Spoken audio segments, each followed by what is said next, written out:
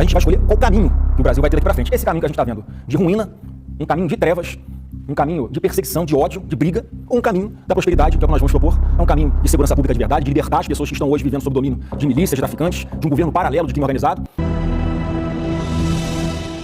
Mesmo estando preso, o ex-presidente continua causando tumulto no sistema. A indicação de Flávio Bolsonaro para concorrer à presidência nas eleições de 2026 alarmou os investidores da Faria Lima, que já consideravam a escolha de Tarcísio de Freitas, governador de São Paulo, como certa. Desafiando os interesses do sistema, o ex-presidente decidiu apoiar seu filho mais velho, Flávio, para essa candidatura. Em uma entrevista à Record, Flávio afirmou que só abrirá mão dessa disputa em favor de seu pai, e para mais ninguém. A entrevista, realizada no último domingo, 7 de dezembro, está mexendo com as estruturas em Brasília. Confira a íntegra da entrevista aqui no Portal 22. Se você ainda não é inscrito, por favor, inscreva-se no canal e deixe seu like para que este vídeo chegue a mais pessoas. Portal 22, juntos somos mais fortes. Desejamos a todos uma excelente semana.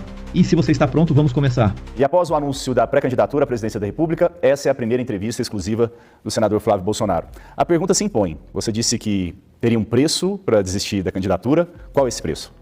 O meu preço é justiça. O meu preço é justiça. E não é só justiça comigo. É justiça com quase 60 milhões de brasileiros que foram sequestrados, estão dentro de um cativeiro nesse momento, junto com o presidente Jair Messias Bolsonaro. Então, óbvio que não tem volta. A minha pré-candidatura à presidência da República é muito consciente. Ela é para representar grande parte da população brasileira que não aceita mais essa quantidade enorme de desmandos. São pessoas, assim como o presidente Bolsonaro, que estão sem ver suas famílias, estão fora do país, e que a única forma disso acontecer é se Bolsonaro estiver livre, nas urnas, caminhando junto com os seus netos, os filhos de Eduardo Bolsonaro, pelas ruas de todo o Brasil. Esse é o meu preço. O projeto da anistia não te satisfaz? Além de anistia, você tem que ter o Bolsonaro nas urnas. O Brasil não é mais uma democracia plena, tá? A passos largos, a caminho do que aconteceu em outros países autoritários, como na Venezuela, onde os opositores políticos do governo de plantão são tornados inelegíveis por atos antidemocráticos, são presos ou são assassinados. Então eu tenho que dar graças a Deus porque ainda tenho meu pai vivo, porque tem famílias dos perseguidos do Rio de Janeiro que nem isso tem mais. O seu ente querido já morreu, como é o caso do Clezão. E a gente não pode continuar de braços cruzados, como se estivéssemos indo, um boi indo para um abatedouro sem poder fazer nada. Com a sua pré-candidatura, vocês voltam à negociação política de forma mais intensa. De que forma vocês pretendem unir uma direita em torno do seu projeto? Há a possibilidade de você abrir mão da candidatura para poder compor uma outra chapa? Como que está a negociação? Ela começou agora, mas como que você pretende tocar essa negociação? O nome Flávio Bolsonaro, como pré-candidato à presidência do Brasil, está colocado e não sai. Então agora é o momento de a gente ver quem vai querer se juntar a nós nesse projeto contra o PT, porque todos nós sabemos que o Brasil não aguenta mais 4 anos de governo do PT, com tanta corrupção, com tanta incompetência, e a gente vai colocar na mesa, com muita transparência, com quem quiser caminhar junto conosco, projetos que vão na linha de endurecimento de lei penal, de redução da maioridade penal. Não dá mais para aceitar, Nolasco, menores de idade metendo arma na cabeça de mulher para roubar a bolsa dela no meio da rua, e se aquele menor não gostar da cara dessa moça, ele dá um tiro nela e vai embora para casa como se nada tivesse acontecido, com a certeza que ele não vai ser preso. Então vai ser um projeto muito simples. E eu digo mais, não é uma escolha sobre pessoas, se é o Flávio Bolsonaro ou se é qualquer outro.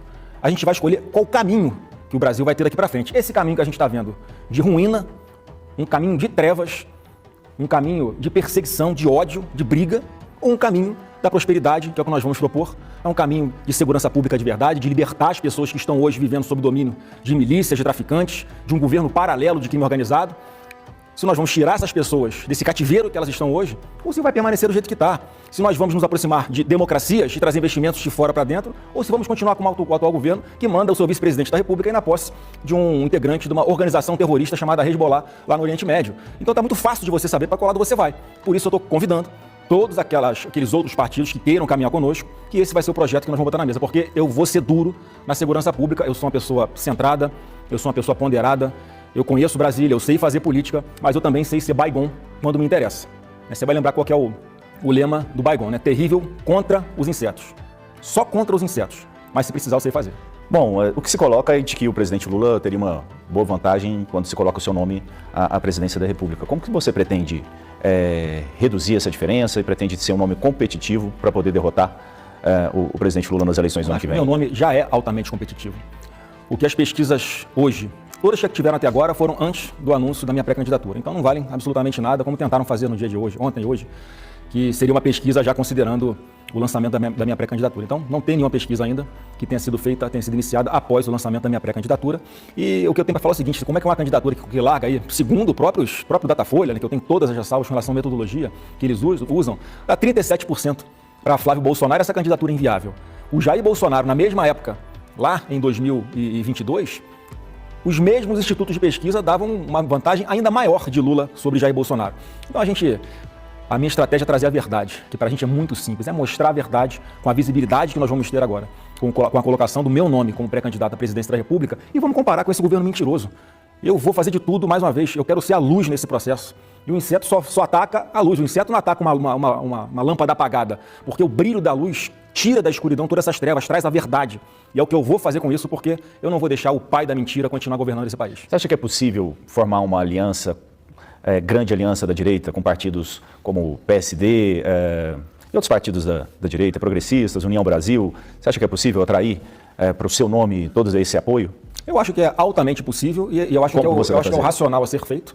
Mas eu vou fazer o convite com todos, respeito os partidos que estão colocando outras candidaturas neste momento. Não é o momento de tomar decisão de nada, falta muito tempo para a eleição ainda. Acabou que as circunstâncias aqui que nós entendemos que era melhor fazer essa opção agora, até para dar um norte, não só para todo o Brasil, mas também internamente e para fora do Brasil, de que nós temos um projeto que é um projeto sólido, é um projeto irreversível, é um projeto de resgate do Brasil e, por acaso, vai ser o Flávio Bolsonaro que vai colocar esse projeto na mesa e todos os partidos estão convidados a caminhar conosco. Se não for possível neste momento, respeito a todos, gostaria muito que todos já no primeiro momento estivessem junto conosco, mas essa é uma decisão que vai sendo tomada com o passar do tempo, sem ansiedade, com muita conversa olho no olho, porque o Brasil tem jeito sim, mas a gente tem que virar uma chavinha, porque para redemocratizar o nosso país não vai ser fácil. A informação que eu tinha é de que o ex-presidente iria tomar uma decisão sobre quem representaria ele nas urnas no ano que vem, justamente só em 2026. Por que essa decisão foi antecipada? Eu acho que, na verdade, ele já tinha tomado essa decisão há algum tempo. Em diversas conversas anteriores, enquanto ele estava em casa, inclusive ainda, quando ele estava ainda no gabinete, indo para o gabinete dele aqui no PL em Brasília, e a gente já vinha conversando bastante sobre isso, já era um cenário que a gente sabia que podia acontecer. Então, essa foi a quarta vez, na terça-feira, em que ele me disse que eu seria o candidato indicado por ele. Então, eu aqui, na verdade, segurei esse tempo todo, porque eu falava, pai, você tem que ter a convicção do que você está fazendo. Você tem certeza? Tem a convicção? E terça-feira ele falou, tem a convicção e você tem que ser agora. E o trabalho que eu fiz, acho que foi conversar com o máximo de pessoas que eu pude antes disso se tornar público, porque a partir do momento que você tem a primeira e a segunda conversa, daqui a pouco é natural que alguém conversando com outras pessoas, não por maldade, acabe chegando a conhecimento da imprensa e muitas pessoas sendo pegas de surpresa, o que eu não queria. Mas foi da forma que tinha que ser, então no momento certo, porque a partir de agora nós temos sim uma linha, a gente tem um norte e eu vou ser sempre muito transparente, muito direto, muito objetivo em qual é o meu projeto. Mais uma vez, eu sou um Bolsonaro ponderado, eu sou um Bolsonaro centrado, mas eu sei ser um Bolsonaro duro quando tiver que ser. O projeto de vocês para 2026 sempre passou muito pelo Senado Federal. Isso vai continuar sendo uma prioridade, fazer a maioria no Senado Federal?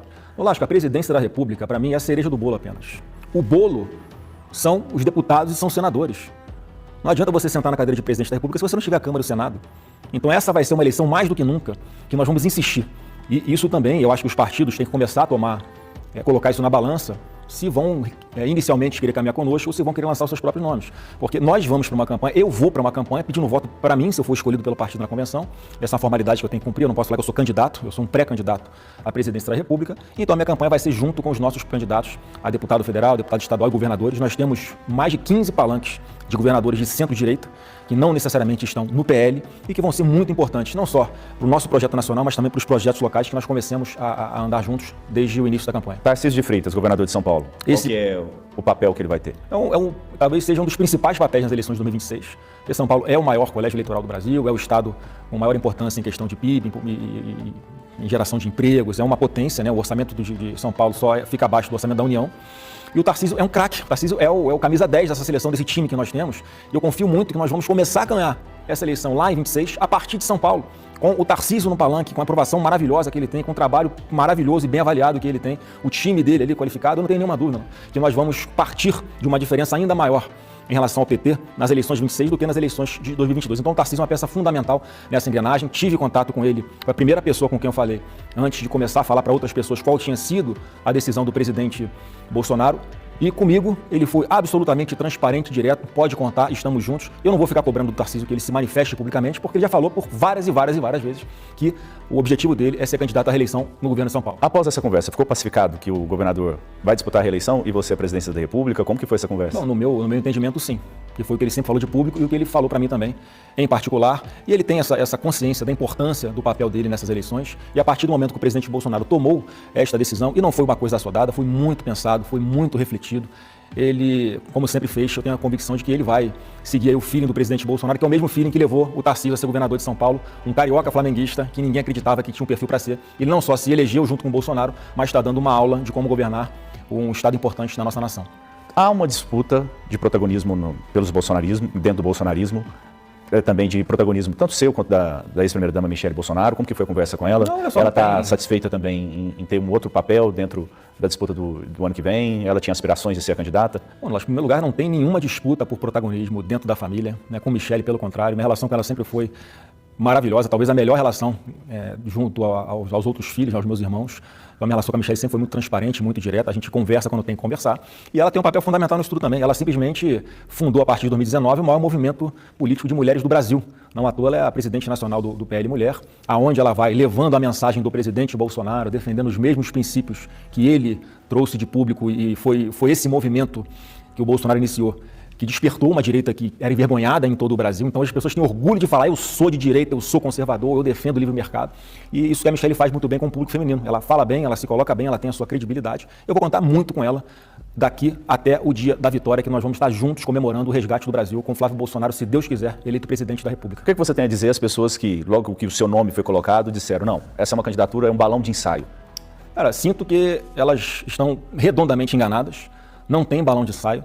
Eu não tiro o meu nome, a não ser na condição de nós termos justiça, como eu falei aqui, não só com Bolsonaro, mas com centenas, com milhares, com milhões de brasileiros que estão sofrendo, angustiados, desesperançosos, com aquela sensação de quem tem a quem recorrer, o que a gente faz agora. Então, o lançamento do meu nome vem para resgatar esse brilho, para esquentar de novo o coração do brasileiro, para eles verem que tem esperança e que eu estou dando a cara a tapa e que não tem volta. Eu só vou parar no dia da vitória, porque Deus vai abrir esse mar para a gente entoar o hino da vitória do outro lado e para libertar o Brasil desse cativeiro.